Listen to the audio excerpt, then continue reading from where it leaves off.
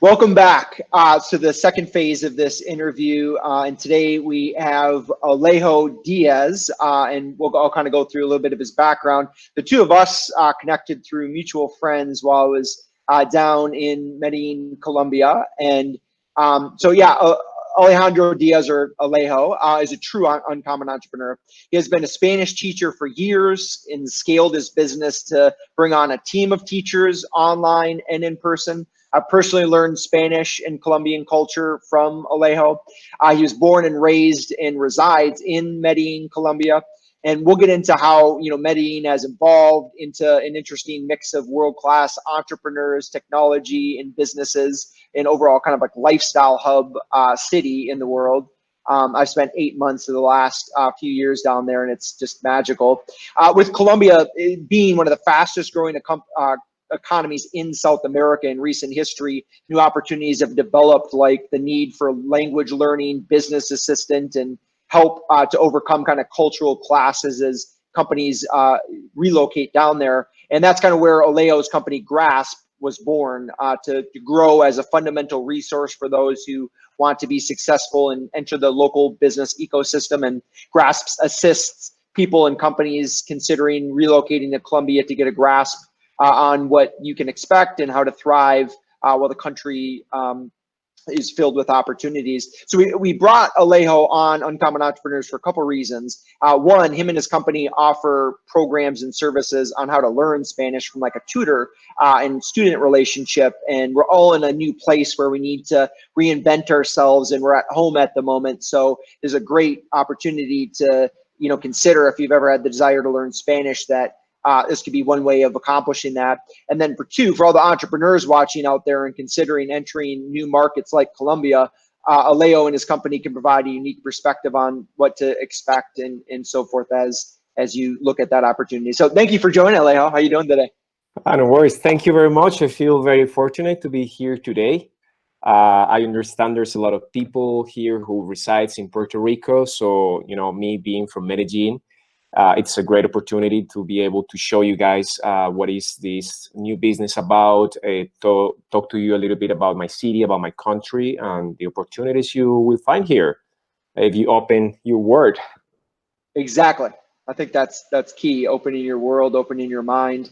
So let's maybe start there. So you were raised in Medellin, right? How have you seen it? It has such a reputation. I mean, not to point to shows like Narcos, but that is kind of like what some people have as a perception in their mind. And after spending, considerable time down there, I've, learned there's a different perspective. But maybe catch people up. How was it, being raised, and how is it now kind of as a city and a culture? Well, that's a very good question. And it is a quite interesting story. As everyone now knows, Medellin was back in the 80s, in the 90s, considered the most violent place in the world, thanks to our infamous guys who were dealing with drugs. All of this happened. Fortunately, these people went sent to jail. Some of them disappeared of the scene. Then difficult times create opportunities as well. People from Medellin and the politicians, joined together. There were public policies created, and there was a lot of investment in education. The metro system was like one of the biggest things that ever happened to Medellin. It allowed people to connect because we were like a really dispersed city. People from different social status, rich and poor, separated, and that transport system allowed everyone to be together. Then, of course, the public policies with a lot of investment in education allowed for the city to slowly change. But this was not alone, because also there were changes within the country policies, because also we had this war with the guerrillas for more than 50 years that dragged our economy down the road. So basically, between 2000 and 2010, a lot of changes happened with that. We signed a peace agreement. So lots of people started seeing Colombia as a good destination. and especially Medellin as a hub for some entrepreneurs who were risk takers. Like, oh my God, we're going to Colombia, to Medellin. After watching Narcos, maybe because also Netflix was like a good thing to put our Yep. name in the map somehow. And I remember like 2011, 2012, we were part of a contest, like the most innovative city in the world, because of the public policies I already mentioned. It's something, it's broader, but, um, so we won this contest, and a lot of companies, tech companies, decided to start looking into the city. We created the technology district, and that was like the last momentum we needed. Lots of people started coming, more tourism, more business tourism, health tourism. So to me, as a local, it was more like I was in university until 2014, 2015. There was no way I would see a foreign person in the streets. And out of a sudden, like in 1 year, it was thousands of blonde people, like walking in the streets with their backpacks. And I was like, what the hell is going on here? And, I kind of like liked it because I was always passionate for languages, and like I was always interested in cultures. And then I decided to get into that scene. Somehow I found a language exchange program. I could go like every weekend. It was one of the first projects I met in Medellin. It's called Colombian Immersion, Spanish school. That was an inspiration for me. I met a lot of people, like-minded, but with a bigger word than I had, because to me, as a Colombian who was born in a country that was not into the word, my word was pretty small. So Yeah. it helped me, like to grow that mindset in me. And I started working with these people because I like them. I love them. I love meeting, getting to know new cultures. And eventually I became a teacher myself. And just learning a lot from the business part of it. Being a teacher, it's also a very enriching experience, because you kind of like have students from every area you can imagine. And also these areas are basically based on people who travel, who are able to work abroad, work online. So I was involved with people in marketing, people in social media, people in tech, mostly. And yeah, finally, after a few attempts with some projects, last year I decided to create Grasp, which is like a mix of everything I've been learning during these years. And yeah, maybe you have a few questions about Grasp. Yeah, for sure. And that. I think that's a good lead in, because I'm hearing you say you've kind of you follow a similar path of a lot of entrepreneurs, in that you've made these incremental adjustments as you've gained confidence, clarity, and kind of stepped up and so forth. So yeah, let's maybe start by what is Grasp and the services, and that might give some context with some of the questions. Okay, so Grasp is born based on my experience, my 4 or 5 years experiences working with foreigners, seeing their needs, how they evolve through time, because this is a really rapid changing city. It's constantly evolving. And what I see now is this type of tech companies migrating into this city. And I mean, especially tech companies, but there's individuals as well who are looking into moving to Medellin. And, lots of people, they just don't know. They come here and improvise, or they're just afraid of making the move.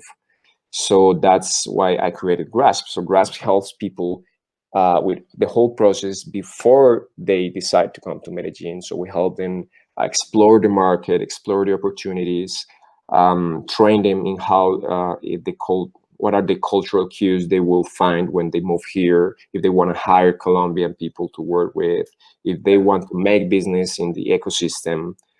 Then once people and companies are here, We kind of help them with all of the language part of it. We offer training in Spanish, but also if they hire their staff in Colombia, so we train their staff, take them to a good level in English so they can interact with people all around the world. Also, we keep going with the cultural training. So yeah, so appreciate you giving kind of the background on grasp and everything. I think to me, Medellin is one of my favorite cities in the world for a slew of reasons. I mean, the cost of living, the exchange rate benefits those that are coming from the U.S. with a dollar exchange. Certain neighborhoods in Medellin and Poblado, Laureles, and Envigado are, it has a upper, class feel to it, and there's just so many. There's the nightlife is great. The food, the cuisine has just been blowing up, and it's a great place if you're a digital nomad and wanting to, live for a significant. I think it's a very livable city, and so forth. So tell me, Alejo, from your perspective, what do you hear? What do you think that appeal is for like the current, Medellin culture? And, so a company brings themselves down here, but they also have these other benefits that come with it. Well, yeah, definitely. We talk about we can see this from two different perspectives. We can see it from the company's perspective. We can see this from the individual, the person perspective. So if you bring your company, obviously you will be able to hire people for a way better price than you could in the US. We have now very talented people. As I said before, the government implemented some public policies maybe 10 years ago, 15 years ago, that allowed a lot of people to start working in certain areas that it was not common for a Colombian person to go to university for. So now we have, for example, programmers. Our programmers are, like, how do you say this in English? World class, right? Is that, yeah, world class developers. Yeah. And you can hire them for a fraction of the price you pay someone in Got the it. US, right? Also, they're in the same time zone as US, so you can just work True. here with clients the same time as most of US. Like right now, we have only 1 hour of difference. Your right? central time. Yeah, Exactly. for sure. So that's one of the things here. Time zone, you can save a lot in costs. As well as a company, well, the taxes part of it could be, you need to be very smart in who you hire, but you can also save some money in taxes. I think it's not as good as Puerto Rico in that matter, but it's still better than setting your company in the US. I have, personal friends who just came to Colombia to establish their company, and they work with the US market, and they're doing pretty well here. For individuals, well, that's a different story. I think everyone I know, not only Americans, but pretty much from everywhere, Europeans, Australians, Asian people here, they love Medellin. They love Colombia. Colombia is a very diverse country. We have everything. I mean, for such a small country, we have plenty of cities. We have cities in the ocean, cities in the mountains, like Medellin. That makes us a very unique city in the world. We have different climates, different landscapes, so you can travel around Colombia and South America for very cheap, being Medellin your main hub. As you mentioned before, the food here, the night scene in Medellin, it's just amazing. You can, have the party of your life for, a few $100, and, next morning you will be fine, like, oh yeah, I don't regret it. Not only padding, of course, but everything. Like, I know people who are able to access a lot of services to develop themselves, so they have more free time. They can hire someone who cooks for them. They can hire a personal trainer. They can hire someone who cleans their house. They can rent a penthouse, for ridiculous prices compared to the American market. So I think most Americans come here and they can, improve their lifestyle and have more free time to develop their personal projects as well. So yeah, there is a lot of advantages. And now, of course, people would say, no, but it's Colombia. The services are not good quality. Well, they are. We have been growing our the quality of our services a lot. As an example, Grasp is a very, very specialized company that will help you, achieve success to shortcut that path of, the learning curve of getting to Colombia. And that will save you money and time as well. That's great. Yeah, I think those are all advantages that I found too while living down there, and the weather too. It's like San Diego, Cool. beautiful all year round, and yeah, it just the cost of living difference. It really just stacks up. So that's cool. Okay, so maybe to transition a little bit, another kind of question for those that are watching that are interested in picking up Spanish as a second language. I think we all can agree, Chinese, English, and Spanish are the go-to languages to communicate, and learning a language can help you, bridge trust and even if you don't relocate to Colombia. I mean, if we're in Puerto Rico as well as throughout America and the world. So with that being said, you've been teaching countless students over the years. You hire teachers in your company. What are some of maybe the differences between somebody that wants to learn and does and versus doesn't, and kind of leaving that open for you to kind of explain from your experience how what separates somebody that is able to gain some traction and how difficult it is? Well, for example, I'm going to put something very simple. Myself. If I wasn't able to speak English, I wouldn't be here today. Grasp would not exist. And I would be just like a normal citizen of my country, Colombia. My market, my world would be really, really small right now.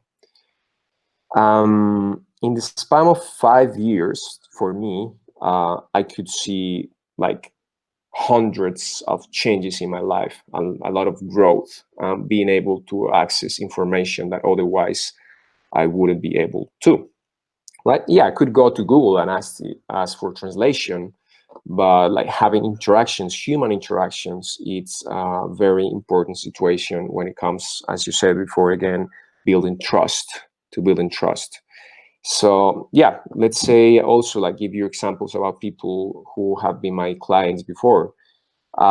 They came here to Colombia and they were depending all the time from other people to do everything pretty much. They had to hire an assistant. They had to hire someone who go with them to the restaurant to do this, everything. Same here, same for like someone who works in US and let's say they hire staff in Latin America. They want to contact with their staff and they want to deliver some projects, and the communication just gets too rough. Like they need to use translator. Maybe they need to hire an interpreter, but the interpreter doesn't have the insight of the company, of the project. So that kind of like puts some barriers to communication. And as you said as well, like Chinese, Spanish, and English are becoming those like languages that you have to learn. I'm actually learning Chinese myself right now. I can see it in the future and that I need to go for it, and I might be able to put it into my company's portfolio as well for the future. I don't know if that responds to your question.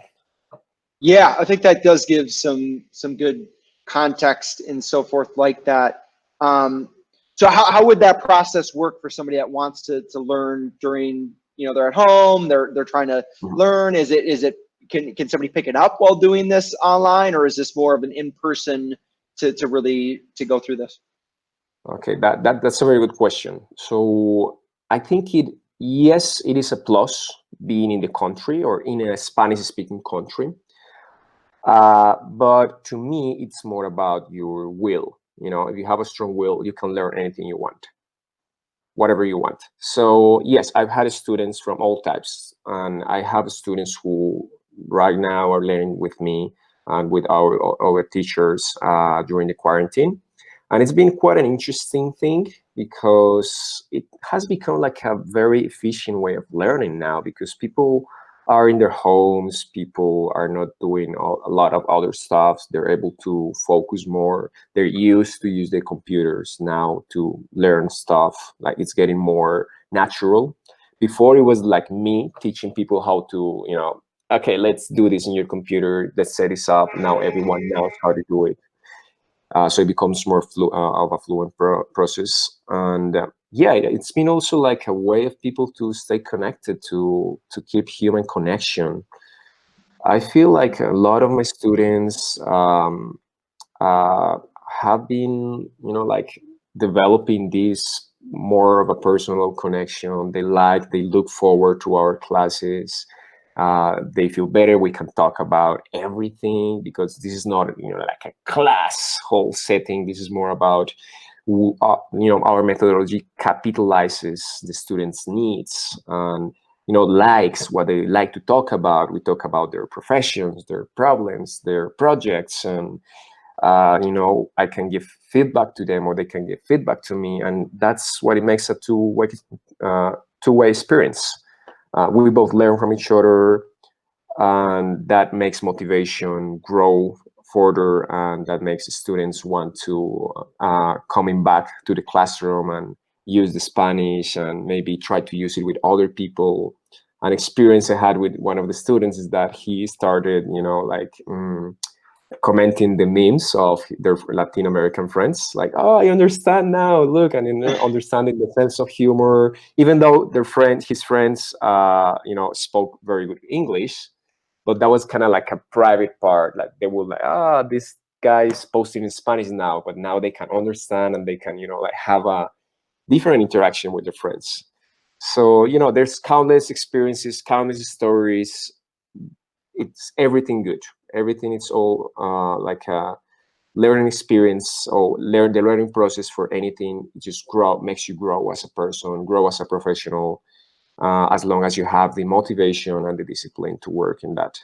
And that's why we are here to be not only that kind of guide in the on your learning path, but we want to be motivators. That's our main thing here. We really like to bring good energy into the classroom so people have a good connection with it. Yep. Yep. Yeah, I think we're definitely there, and that's kind of been my experience too. When I moved down to Medellin, I was learning Spanish initially at one of the universities, and through private tutors, I found that they could kind of meet me at where my level was and kind of escalate that quicker. And it's pretty reasonable, obviously, with the Colombian exchange rate and all relative to what you can gain with the skills. So good. And kind of maybe wrapping up, it's appreciate you coming on to this Lunch and Learn. How can people find you in your services? Yeah, of course. You guys can go to graspcolombia.com. Grasp, like getting a grasp of something. Graspcolombia.com, and you can also go check one of our programs in Grasp. It's called Classroom Colombia, so you can find it on Instagram. Classroom Colombia, real quick, it's a program that it's in our language part of it, that it's for more specialized, it's more about certain people with certain needs who want to learn and travel at the same time, and who are not designed, who are not born to be in a classroom. So you'll be able to see some pictures, some videos of what we do there. It's a very innovative approach as well. And yeah, feel free to send me a message if you want to have more information about this, and I will be happy to jump on a call with you. Awesome. Well, good connecting. Appreciate the time, and we'll be talking. Okay, thank you very much. See you guys. See you guys. See you in the commenters. Talk soon.